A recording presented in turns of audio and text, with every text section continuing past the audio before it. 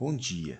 Neste exercício, a gente tem uma estaca uniforme ABC, né, uma barra AC de 50 kg e 6 metros de comprimento, que tem uma velocidade angular de 1 radiano por segundo no sentido anti-horária, e o ponto se desliza enquanto uma força horizontal aqui de 500 N atua no ponto B.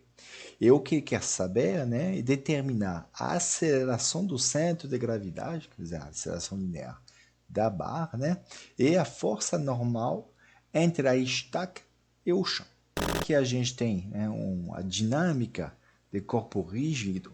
A primeira etapa que a gente vai ter que fazer, né, o que é bom fazer, é uma análise cinemática, para justamente tentar encontrar algumas informações entre a aceleração linear e a aceleração angular, tá bom?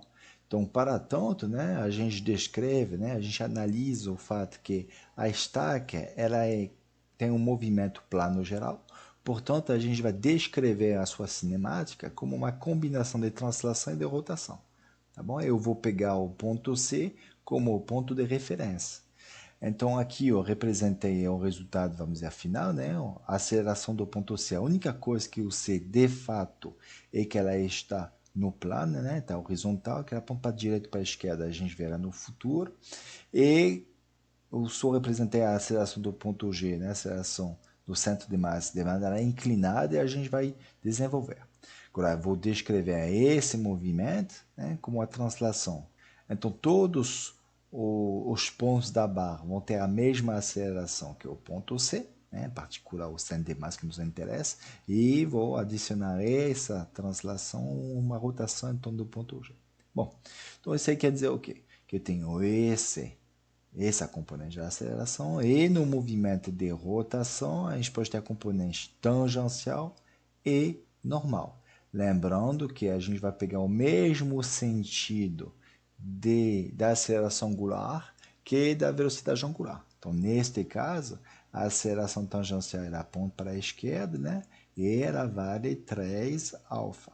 A aceleração componente normal é sempre centrípeta e a intensidade, né, o raio vezes a velocidade angular ao quadrado, que vale 1, então a gente tem 3 metros por segundo quadrado. E aí, relembrando, né, a equação vetorial que a gente tem, que é AG igual a esse vetor mais esses vetores, que está escrito assim, ó. Utilizando esses eixos, que a gente deixa bem claro para não errar o sentido, e as direções, a gente vai projetar, né, ao longo desses eixos. Então, em x, eu tenho a componente em x da aceleração do centro de massa, que eu chamei AX, vai ser igual a AC, menos essa componente aqui, ó, cosseno 10, então menos 3 alfa cosseno 10.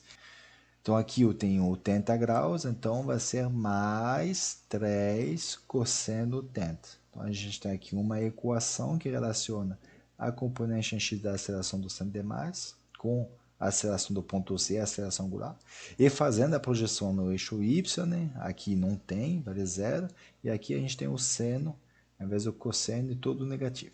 Então aqui eu tenho justamente as características da aceleração do centro de massa, que era o meu objetivo da análise cinemática. Agora vou utilizar essas informações para fazer a análise dinâmica, preenchendo então o meu diagrama de forças efetivas.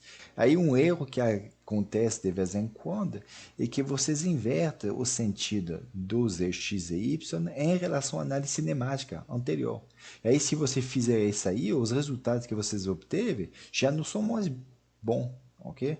Então, a minha dica é utilizar o mesmo sentido dos eixos, assim as fórmulas, as equações que vocês obteve em relação justamente às componentes ao longo daqueles eixos ainda estão corretas.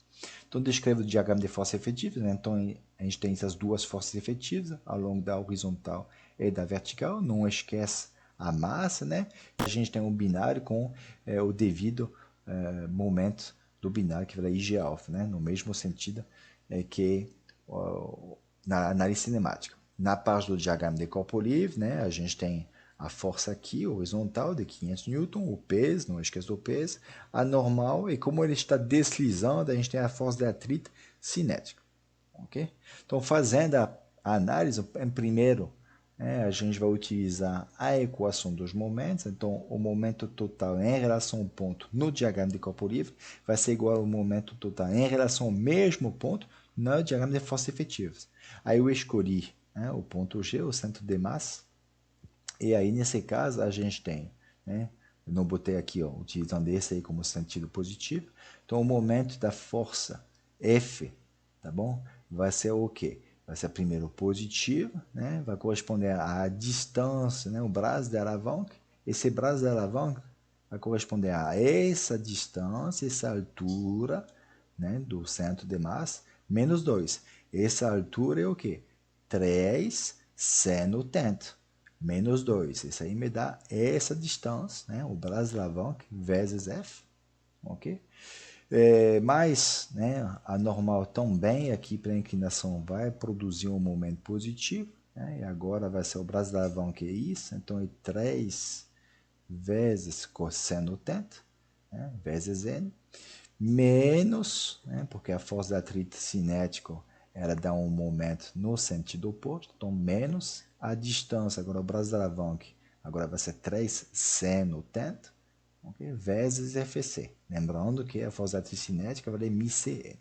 Então, isso é igual aqui, ó, todas essas duas forças efetivas atuam no centro de massa, então sobra somente o momento do binário, que é IG alfa, que tem essa expressão.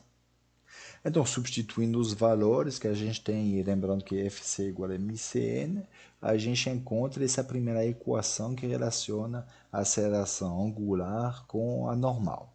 Tá bom? Agora eu vou utilizar as equações da força, né? Componentes da força. A gente vê que na aceleração ao longo do eixo X, a aceleração horizontal, a gente tem duas incógnitas. Então eu vou utilizar, né, como raciocínio, como lógica, a componente ao longo de Y, a gente tem somente a incógnita que é a aceleração angular. Então, a primeira equação que eu vou fazer, vou utilizar as forças ao longo desse eixo Y. Então, no caso do diagrama de corpo livre, a gente tem menos P, né, menos mg, mais N é igual a M a Y. E aí eu substituí a Y, né, pela fórmula que a gente obteve na análise cinemática, e a gente encontra uma nova equação relacionando a aceleração angular e a normal. Então, utilizando essas duas equações que a gente tem, de duas incógnitas, diretamente a gente encontra o valor da normal, que vai 277 newtons. Então, cuidado, não confundir normal e newton. Bom, e também a gente encontra a aceleração angular da barra naquele instante. Aí o que a gente vai fazer? A gente vai agora projetar, né, utilizar a equação ao longo do eixo X. Então vai me dar F menos 0,3N igual a MAX. Aí substituindo aqui, tá bom? Eu conheço N, eu conheço alfa, F vale 500, então eu consigo encontrar o valor da aceleração do ponto C. Tá bom? Que positivo quer dizer que aponta bem para a direita.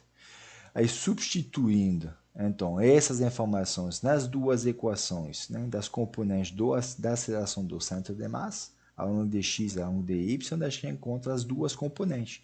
X é positivo e y é negativo.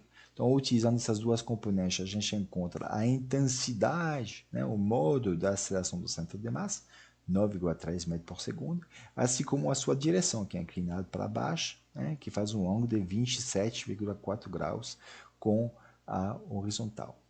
Obrigado.